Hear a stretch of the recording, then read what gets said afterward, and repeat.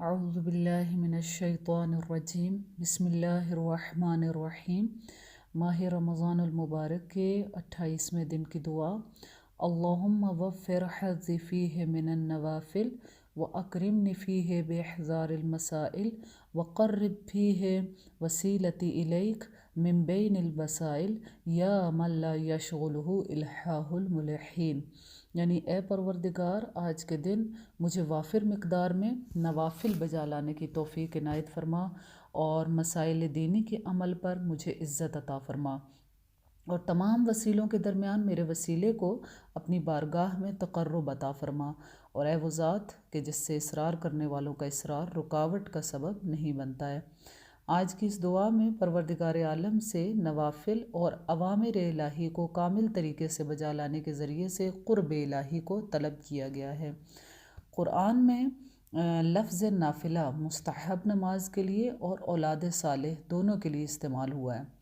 اور بے شک اگر چاہے وہ مستحب اعمال ہوں یا نیک اور صالح اولاد ہو، یہ دونوں انسان کے لیے باقیات الصالحات حساب ہوتے ہیں۔ اور روایات میں اگر دیکھا جائے تو جیسا کہ یہ آیت ہے الذین هم علی صلاتہم یحافظون، اور دوسری ایک آیت ہے الذین هم عن صلاتہم دائمون، کہ اس بارے میں امام باقر علیہ السلام سے پوچھا گیا کہ مولا ان دونوں جگہ پہ نماز کا ذکر ہے لیکن ان دونوں میں کیا فرق ہے؟ تو امام علیہ السلام نے ارشاد فرمایا کہ پہلی آیت میں نماز واجب ہے اور دوسری میں نماز مستحب مراد ہے۔ اور اسی طرح نبی اکرم صلی اللہ علیہ وآلہ وسلم کی حدیث ہے کہ قلوب کبھی رغبت رکھتے ہیں اور کبھی رغبت نہیں رکھتے، اور جب وہ رغبت رکھیں تو نوافل کو بھی انجام دیا کرو، لیکن جب وہ رغبت نہ رکھیں تو صرف واجبات پر ہی اکتفا کیا کرو۔ اور اگر دوسری چیز جو طلب کی جا رہی ہے وہ یہ ہے کہ اوامر الہی سے پروردگار کا قرب، جیسا کہ آیت کہتی ہے کہ اور پاکیزہ چیزوں کو حلال قرار دیتا ہے پروردگار، اور ناپاک چیزوں کو حرام قرار دیتا ہے، اور ان پر سے احکام کے سنگین بوجھ کو اٹھا دیتا ہے۔ روایات میں اگر دیکھا جائے تو روایات میں اوامر الہی کے بارے میں اس طرح بیان ہوا ہے کہ امام صادق علیہ السلام ارشاد فرماتے ہیں کہ بے شک جب کوئی شخص مال حرام حاصل کرتا ہے تو اس سے نہ حج نہ عمرہ نہ صلہ رحمی قبول کیا جاتا ہے، حتیٰ کہ اس کی ازدواجی زندگی بھی فاسد ہو جاتی ہے۔ اور اسی طرح پیغمبر اکرم صلی اللہ علیہ وآلہ وسلم کی حدیث ہے کہ جب کوئی لقمہ حرام کھاتا ہے تو 40 دن تک اس کی نماز بھی قبول نہیں ہوتی ہے۔ اور قرآن میں قرب الہی کے بارے میں اس طرح بیان ہوا ہے کہ وہ لوگ، جیسا کہ سورہ واقعہ کی آیات ہیں کہ والسابقون السابقون اولئک المقربون،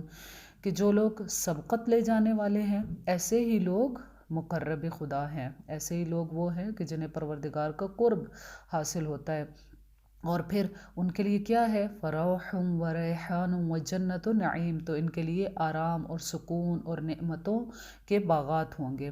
اور اگر روایات میں دیکھا جائے تو روایات میں ایسے لوگ جو کہ قرب الہی کی منزل تک فائز ہیں انہیں پروردگار کیا اجر و ثواب عطا کرتا ہے۔ پیغمبر خدا صلی اللہ علیہ وآلہ وسلم کی حدیث ہے کہ سبقت لے جانے والے بغیر حساب و کتاب کے بہشت میں جائیں گے، اور معتدل افراد کا تھوڑا سا حساب و کتاب ہوگا، اور ستمگر افراد صحرائے محشر میں روک لیے جائیں گے اور پھر بہشت میں بھیجے جائیں گے۔ یہ وہی لوگ ہوں گے کہ جو یہ کہیں گے کہ تمام تعریفیں اس اللہ کی جس نے ہم سے غم و حزن کو دور کیا ہے۔ اسی طرح امام صادق علیہ السلام نے ارشاد فرمایا ہے کہ 3 افراد روز قیامت تمام مخلوق میں اللہ کے مقرب ترین افراد ہوں گے، یہاں تک کہ تمام مخلوق حساب و کتاب سے فارغ ہو جائے۔ وہ 3 افراد کون ہیں؟ پہلا وہ شخص جو غصے کی حالت میں بدلہ لے سکنے کے باوجود بدلہ نہ لے، اور دوسرا وہ شخص جو 2 افراد کے درمیان چل رہا ہو مگر ایک جو کے دانے کے برابر بھی کسی ایک کے لیے بھی ملالت کا باعث نہ ہو، اذیت کا باعث نہ ہو، اور تیسرا وہ شخص کہ جو شخص حق بات کہے چاہے اس کے فائدے میں نقصان ہی کیوں نہ ہو۔ تو پروردگار عالم سے دعا کرتے ہیں کہ پروردگار ہم سب کو اپنے قرب کی منزل عطا کرے اور ہم سب کو اوامر الہی کے انجام دینے کی توفیقات عطا کرے۔ والسلام علیکم ورحمۃ اللہ وبرکاتہ۔